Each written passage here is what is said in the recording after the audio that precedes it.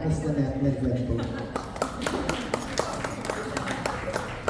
Tapos na. Okay, sige. But this one I love. Okay. Aling Tindera, for those of you who, I mean, my God, speaking of L'Oreal, but for those of you who have been with us on this journey for a while, you might have remembered that Aling Tindera actually was the first program in plastic responsibility. Wala pang PCX nung time na yun. It was still part of Hope. And parang we were just trying to find a way to be responsible. And we started Aling Tindera with, nako, defunct na, USAID. Wala na si USAID, buhay pa rin si Aling Tindera because of you, right? So we started this program, kailan nga ba? 2019, oh yun, right? 2019. So we started in 2019, I think Pepsi was also part of that, diba? And the way it works is, and you're going to see two of our Aling Tinderas later, but how it works is we work with women, sari store owners, and what they do is they buy plastic waste from their community. So rather than itapon nila kung saan-saan sa estero, and then pag bulan, flooding, oh my God, diba? So they were the ones who are champions in their communities, their sustainability champions. They buy plastic from their community. So it's amazing because, one, the community gets incremental income. Two, the Aling Tinderas also earn an additional livelihood. And three, the LGUs love it because for every ton of plastic waste that we remove from the barangay or from the city, hindi na nila gagastusin to do that. They can use that money for other priorities in the city, right? Whether education or nutrition or whatever. So we do that, that's the first step. Once Aling Tindera is able to collect enough plastic to fit one container van, the group of Marvin at home pick up the plastic, they buy it from her. There's usually a spread of about 25% or 20 or 25%, diba? Yeah, 25, so that they earn from whatever they paid for the plastic. And then we deliver it to the processor. So sometimes it's a recycling, especially if you think about L'Oreal, they want recycling. Some people want upcycling. Or talagang pag hindi na siya ma-recycle or upcycle, it goes to energy recovery, usually co-processing. So we send it to the processors and then we have a third party audit the impact. Kasi hindi naman pwedeng kami kasi check your own paper. So we ask somebody else to verify the impact and we deliver it to you, our partners, the ones who choose to support Aling Tindera. Okay, this is an example of, I don't think anybody from Pepsi is here today. No, diba? Okay, but this is an example of how Pepsi was able to work with, and by the way, si Aling Lorme and Aling Quarries are also here, right? Oh my God, mga star pala natin today sa movie. Okay, hey, let's watch what they did.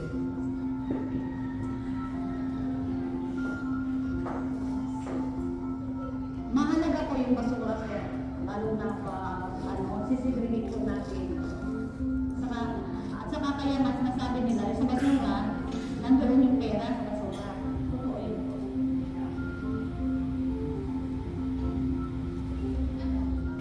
At Pepsi in the Philippines, we partnered with Plastic Credit Exchange 2 years ago with a bold ambition of collecting plastic and building a circular economy.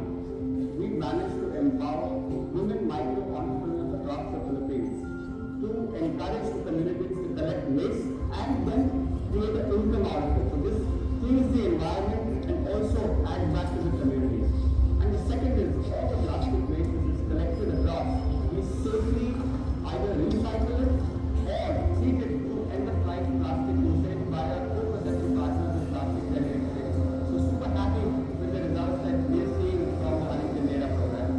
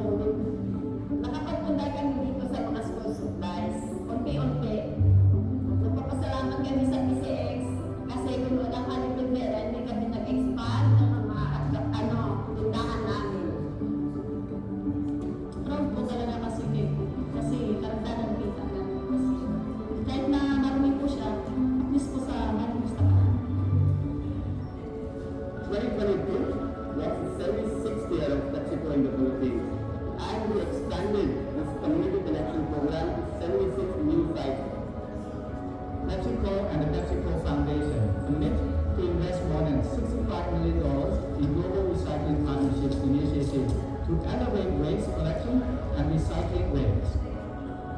Today, we feel super proud that PepsiCo Foods Philippines is 100% plastic neutral for all our brands across snacks and breakup. This is the start of a long journey, and PepsiCo is fully committed. We will continue to partner and invest towards building a circular economy in the Philippines.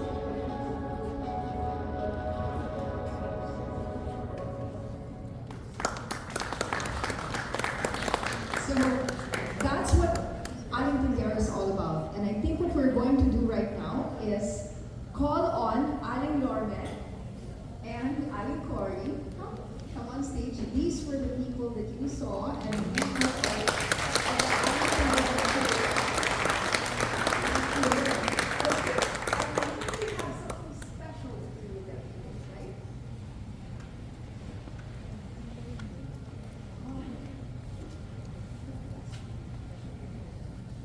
We'll also call on Mr. DIY Philippines, Attorney Suzy Koo, and Ms. Adele Olaybay to be with Aling Cory and So there's a story behind this, isn't there? And I think will attorney be sharing that with us?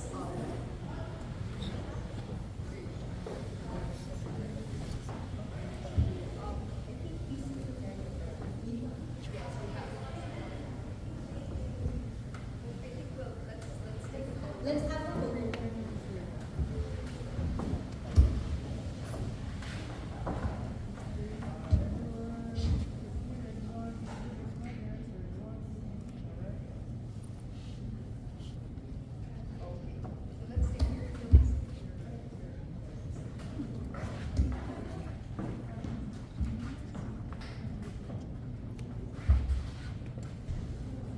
So good morning, everyone. Thank you to everyone joining us this morning. Assistant Director Engineer Maria Dorica Chak Hipe of ENR Environmental Management Bureau, Ms. Nanette Medvedmo, founder of PCX Markets, PCX Solutions and Hope, our partners from Friends of Hope, our incredible and amazing Aling Tinderas, and the many companies standing with us in the fight for plastic responsibility, both in mandatory and voluntary ways. Your presence strengthens this movement and reaffirm our commitment, our shared commitment to a more sustainable future. We all know the serious challenges of plastic pollution in the Philippines, especially in areas with gaps in waste collection systems. In this landscape, the retail sector plays a crucial role. This is because of our reach and influence, the choices we make from packaging to sourcing, to how we engage consumers, shape the daily habits of millions of Filipinos. This is why the EPR law was introduced, and why we stand firmly behind it. We recognize that producers and brand owners like us have a responsibility for the plastic we place and introduce into the market. Today, we are at a pivotal moment in our collective journey toward true plastic responsibility. For the past 3 years, we have laid the groundwork, learning the EPR law, building systems, and ensuring compliance. These efforts reveal what works, where the gaps remain, and what we can strengthen together. Today reminds us of an important truth, that is, compliance is only the starting point. Retail industry is uniquely positioned to go further because when retail moves, the entire supply system or supply chain moves with us. This is because we influence customer behavior, share supplier practices, and create pathways for long-term solutions. And because of the systems we've built, we can now aim higher toward measurable reductions, stronger recovery and diversion, and deeper community-centered impact. For Mr. DIY, with more than 900 stores nationwide, we understand the challenges. And this is the reason we accept the responsibility. We aim to be more than just a retail brand. We pursue programs that uplift communities and protect the environment. Some of our programs include promoting inclusivity for women and neurodiverse individuals, transitioning to renewable energy, strengthening sustainable supply chains, and practicing extended producer responsibility. So our commitment to the environmental protection and EPR are the reasons why we pushed ourselves to take a bold step. We are honored to be the first retail company in the Philippines to receive the Plastic Cleanup Partner label from PCX Markets, a label given to brands delivering significant and measurable impact in cleaning plastic waste.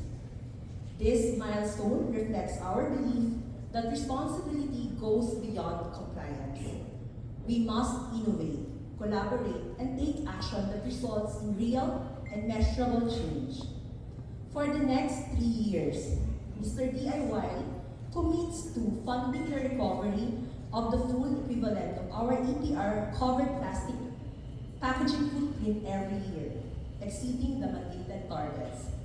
Every product purchased in our Mr. DIY stores now carries the assurance that an equivalent amount of plastic packaging is being recovered and responsibly diverted away from nature.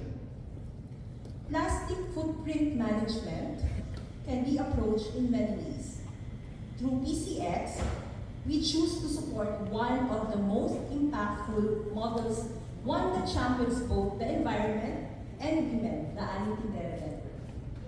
We have adopted 3 Aling Tindera collection sites by refurbishing and revitalizing their spaces, ensuring that each Aling Tindera can continue her work with pride.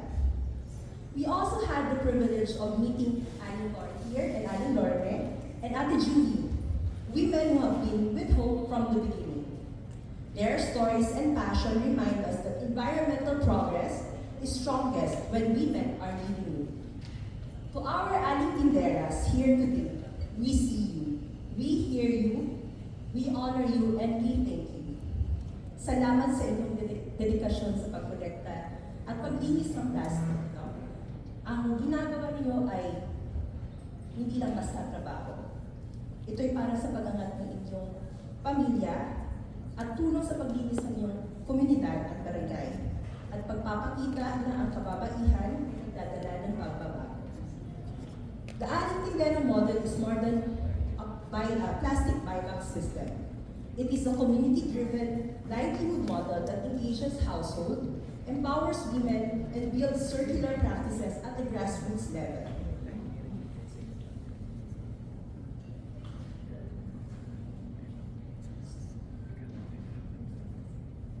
So through PCX, Mr. DIY's project in 2025 are expected to achieve 600,000 metric tons recovery, and out of the 600,000 metric tons, 175,000 kilograms of plastic waste diverted away from nature through Aling Tindera. 440,000 pesos in incremental income for our 3 Aling Tinderas and their communities, and with a 37% increase in revenue compared to pre-project baseline. These results are based on PCX verified collection data under PPR and standard aligned with EPR framework, ensuring transparent and credible impact. This number matters, but what is important is the stories behind the number. No? The stories of women transforming waste into value and inspiring the entire community. To give you another glimpse of what happens on the ground, let's watch this short video. On behalf of Mr. DIY Convenience, we are proud to sponsor Aling Tindera sites as part of our commitment to environmental sustainability and community empowerment.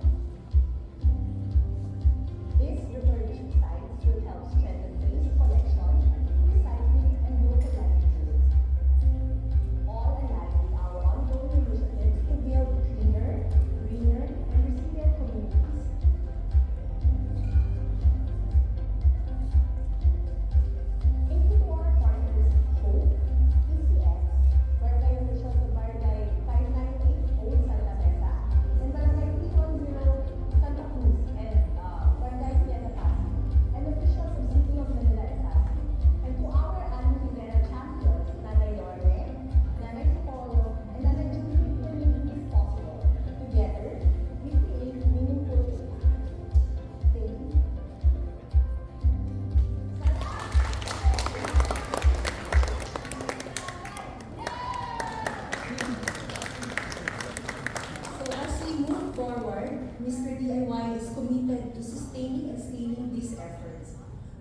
this journey does not belong to a few of us.